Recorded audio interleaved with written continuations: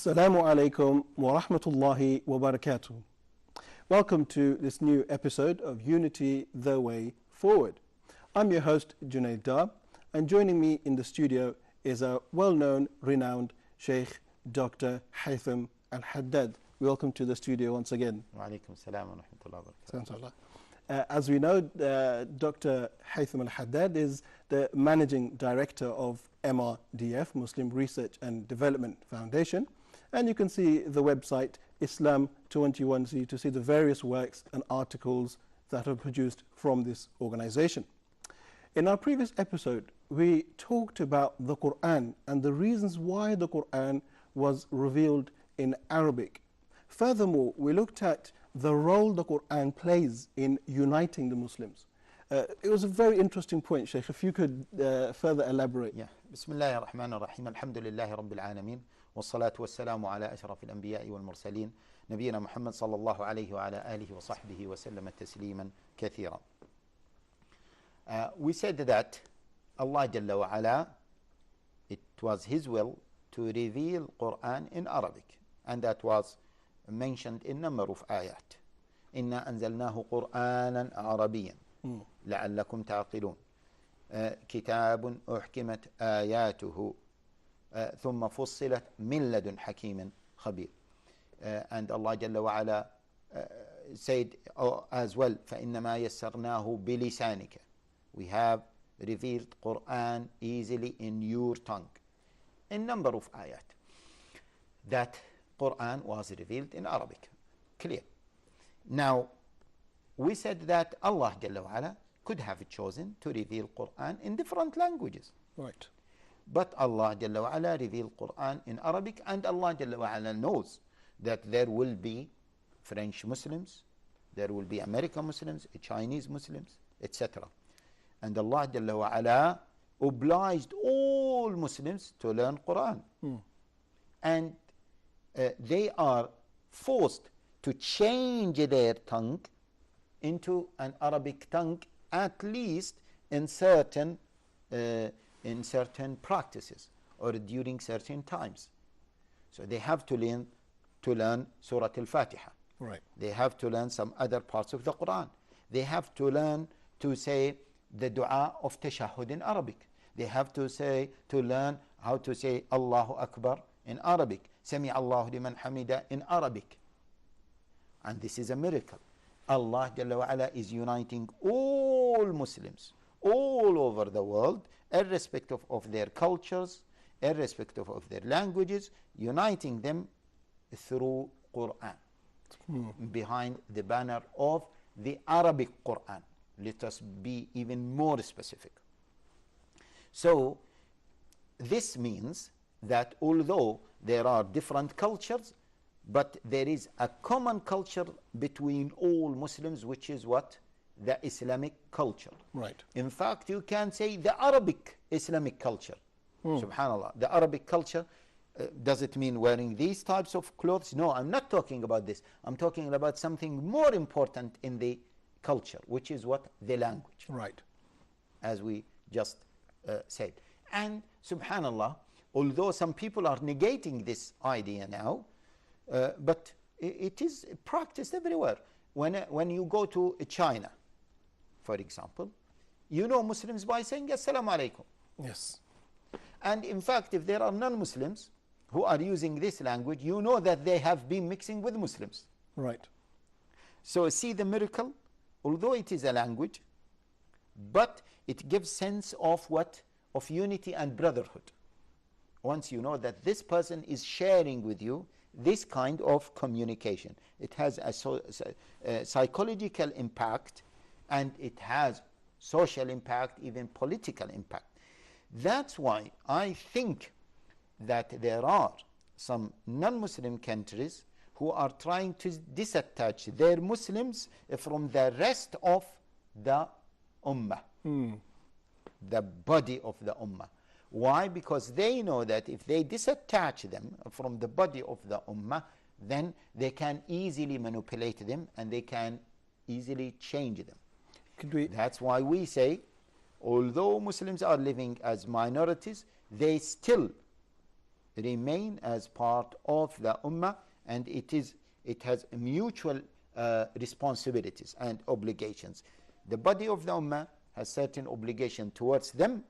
They have certain obligations and duties towards the rest of the Ummah. I am living in Britain, or maybe somebody might say, well, because of my background as an Arab person. But imagine a white, indigenous Muslim, British Muslim. He has obligations towards Palestinians in Palestine. Right. Okay. Al-Muslimu akhul Muslim. Innama al-mu'minuna ikhwa. Believers are nothing but brothers. Finish. Full stop. Same thing, Muslims in Saudi Arabia have certain duties and obligations towards who? Towards Muslims in China. They cannot just leave Muslims in China suffering oppression of their government and do nothing. No, that is against Islamic concepts. This is the first part of unity within Muslim minorities that we have mentioned. Okay, so Sheikh, would it be fair to say that one possible method on how to bridge the gap and to unite ourselves and possibly to defend ourselves from disunity is the strengthening of the language?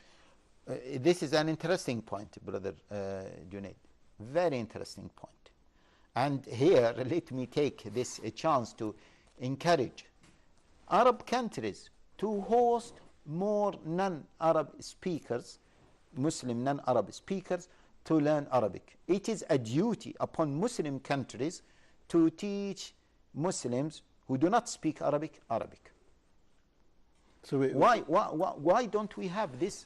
It is really something amazing, very, very strange, shocking, in fact.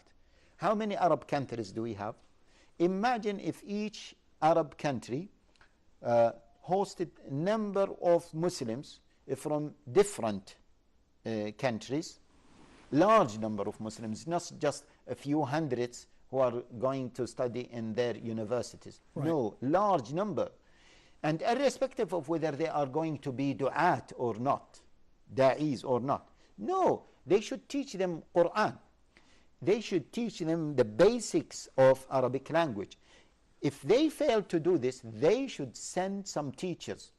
Let Arab countries, Muslim Arab countries, send teachers to teach Arabic and Quran to China, to Philippines, to America, etc.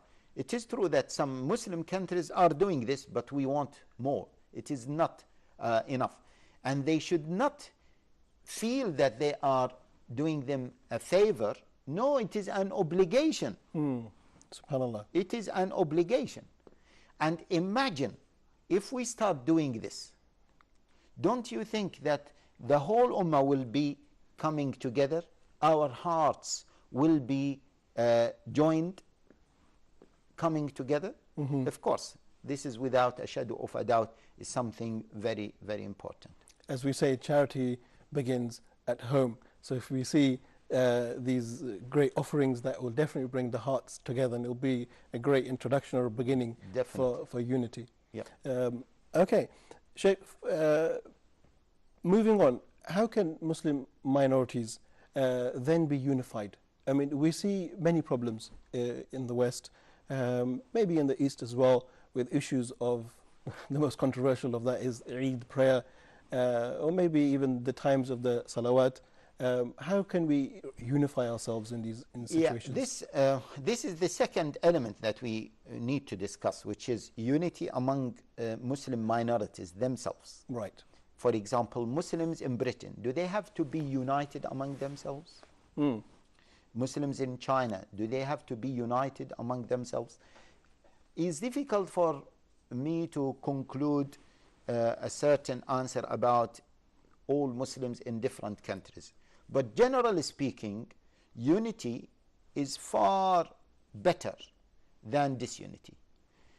Some Muslim countries, or Muslims in non-Muslim countries, they said that they prefer to be seen as disunited, but not disputing, as disunited, rather than being united. It is up to the intellectuals and the scholars in every single non-Muslim country where they have Muslim minorities to decide. But generally speaking, if they are united, I think they will be progressing better, and they will be achieving things that they wouldn't be able to achieve if they were disunited. You mentioned the example of Eid and other things. First of all, what do we mean by uniting them? Okay. In some non-Muslim countries, ask Muslims to have representatives. So if we if those minorities can have representatives that represent them, that is brilliant, that is excellent. Okay. If that is possible. If that is not possible, then at least Muslims should have representatives in certain areas.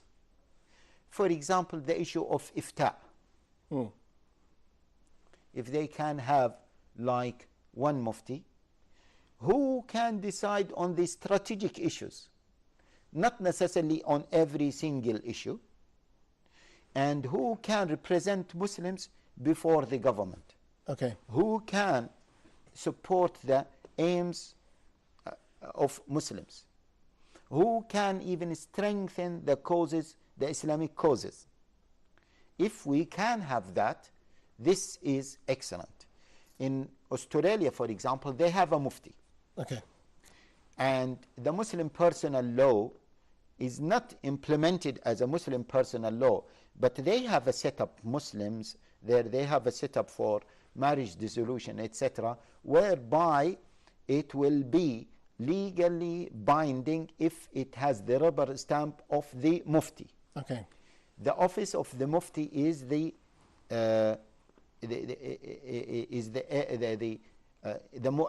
office of the mufti is in charge of deciding the Eid of Muslims and the, as they say, the religious holidays of Muslims. That is a form of unity. It might not be a full unity, but it is at least a form of unity. Okay. If that can be achieved in some other Muslim, in some other non-Muslim countries, that will be excellent. And of course, each country has its own particulars. In Britain, for example, there is a body that represents most Muslims. So if we can't have just one single person, one single mufti, at least a body to represent Muslims in strategic issues. We have, as Muslims, although we have many sects, but we have some common things. Sheikh, just to stop you on that point on the most controversial topic of sects, we're going to take a short break. Stay tuned and we'll join you in just a couple of moments. We'll be friends, it's time we all unite. It's time to leave the shade and walk towards the light. Many errors have been made throughout our moving lives. It's time to seek.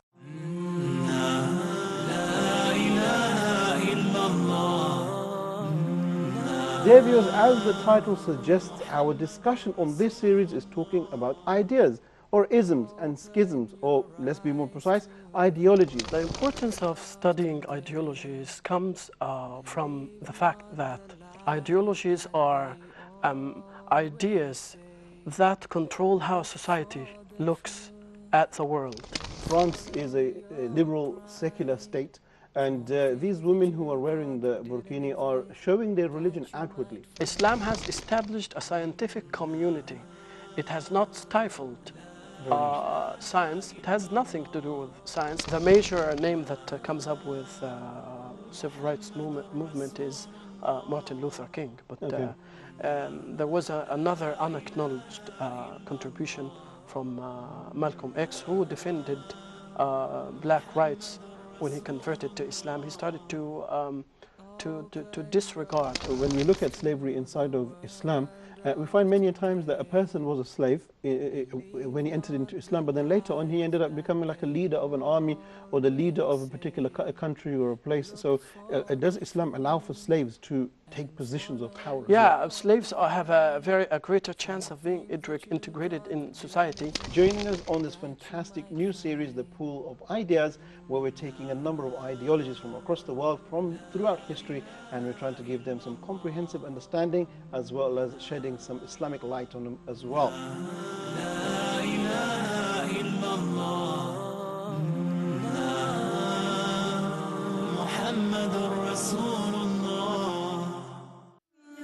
Friends, it's time we all unite. It's time to leave the shade and walk towards the light. Many errors have been made throughout our moving. Assalamu alaikum wa rahmatullahi wa barakatuh. Welcome back. The Sheikh was just talking about the role of Muslim minorities and unification. But then we moved on to the different sects or the differences that are present within our ummah.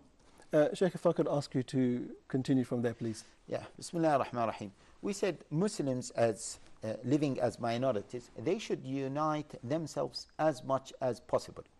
On strategic matters, if they can have representatives, either individuals or bodies, to represent them, irrespective of the differences that they have, irrespective of the sects they have.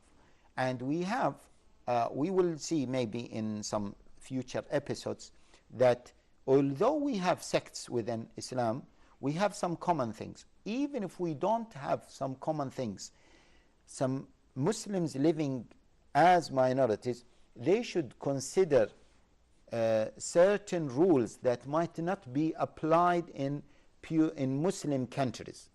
For example, Muslims living as minorities, they might overlook some of their differences, some of their aqeedah differences when they talk to the outer society, when they talk to the non-Muslims, in order to be seen as united and in order to further their causes. Let me give you the example of Eid. Okay. In any non-Muslim countries, we have different school of thoughts. Muslims have different school of thoughts. They might have some sects, real sects. We say to them, at least let us unite on Eid. And even I proposed that if we can't unite on one day, let us unite on 2 days. Okay. You know the issue of moon sighting, and whether we should go for calculation or we should go for moon sighting, naked moon sighting, or whether we should go for the sighting of Mecca. Okay. Difference of opinions. I said, if you can unite and give up some of these differences in order to be united and to have 1 or 2 days as official holidays, that is excellent. In fact, you know, Sharia in this particular issue said as-sawmu yawma tasumun. So it gave preference to the day that all Muslims agree on, or most of the Muslims agree on, over sighting, over moon sighting. Right. And this is a point that many Muslims are unaware of, that the first criteria is the day most Muslims agree on. It is not the individual moon sighting. So if Muslims, most of them agree on one day, and an individual sighted the moon in a different day, he should go for what Muslims agreed on. Even if he wanted to go for his own individual moon sighting, that may work in certain cases, but not in all cases. And even if he wants to go for that, he should go for that on an individual capacity, secretly, not to disclose this to go against what? Against the unity of the ummah once they unite on something.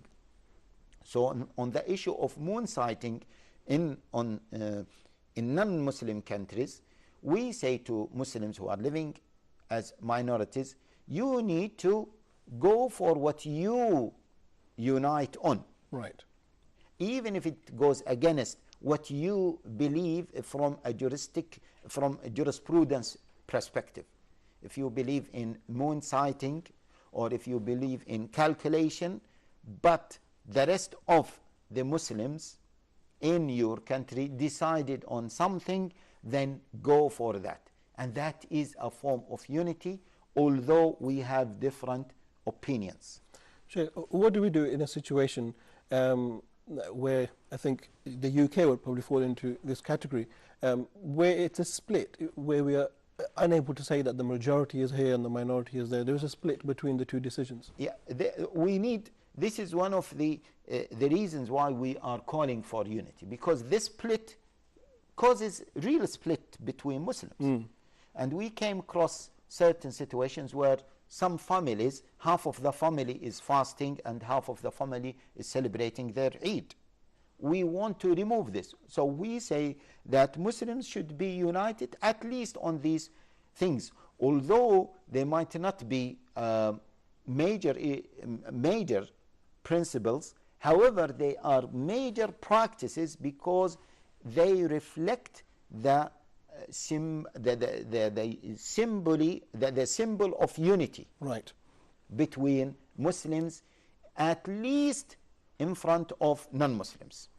So that's why we say that Muslims living as minorities, they should keen to be united, at least in front of non-Muslims. So this is just an example of unity between Muslims living as minorities. Take other examples on political levels. Right. In some countries, the government is asking Muslims their views about certain things. We should unite on our stance on these political issues. If they ask us about certain views regarding elections, regarding certain parties, we should have a unified opinion. Unless we, as Muslims living in that particular country, we see that it is maybe better for us to be seen as disunited. So this is unity on disunity. Okay, which is something that it is a strategic decision that can be taken in certain circumstances. But unity to be disunited, in fact, it is unity because it is an organized disunity. Right. And an organized disunity is far better than unorganized disunity, because unorganized disunity leads to fighting and other consequences, but organized disunity is far better. In fact, it is unity. Right. Take another example regarding unity between Muslims living as minority. Take the issue of Muslim personal law. Okay. When we discussed this issue, I remember that I was giving a lecture about Sharia and Muslim personal law in Britain, because it's part of my PhD anyway. So that lecture was delivered in SAWAS, School of Oriental and African Studies. And a Chinese student asked me about different sects. She said it is impossible to have a unified Muslim personal law in any of non-Muslim countries, because Muslims do not have a single authority. Right. Muslims in these countries, they don't have a single authority. Moreover, they don't have single jurisprudence. They have the Ja'fari fiqh, they have the Sunni fiqh, even the Sunni fiqh, they have the Shafi'i, Maliki, Hanbali, Hanafi, etc. So I said to her, in fact she was a female student, I said to her, let them give us this opportunity and we will deal with our situation. This is first of all. Well, it is not that Britain or France or other non-Muslim countries, they don't want to give us this opportunity because we are disunited. Right. No, because it is a level of hostility and prejudice against Muslims, and they don't want to see real Islamic presence within European countries. This is one thing. However, even within Muslim personal law, we have so many commonalities. Right. Except with some French sects. In terms of marriage, talaq, inheritance, generally speaking, even among sects, there are some common principles. Now, between madhahib, Muslim personal law is very, very sort of, you can say, unified. Inheritance, among all madhahib, 90% of rulings regarding inheritance law is the same among all madhahib. Okay. There are some minor differences in issues regarding marriage, talaq. The common ground is far bigger than what we disagree on. So, in terms of Muslim personal law, why don't we, as Muslims living as minorities, be united to achieve kind of official recognition for the Muslim personal law within the judicial system? Right. And if we were able to achieve this, this is a great victory for Muslims living as minorities. Unfortunately, because we are disunited, we failed to achieve this. I don't know of any country where Muslim personal law is officially recognized as part of the personal law in that country. Okay. Even in India, Muslim personal law is not officially recognized. It is recognized unofficially among Indian Muslims. Thank you, Sheikh. Just like to we're coming to an end here. We talked about personal law and how this is a stepping stone to success and how it brings us closer to unity. In our next episode, we will look at the proofs and the importance of unity in further detail. Until then, Assalamu alaikum wa rahmatullahi wa barakatuh.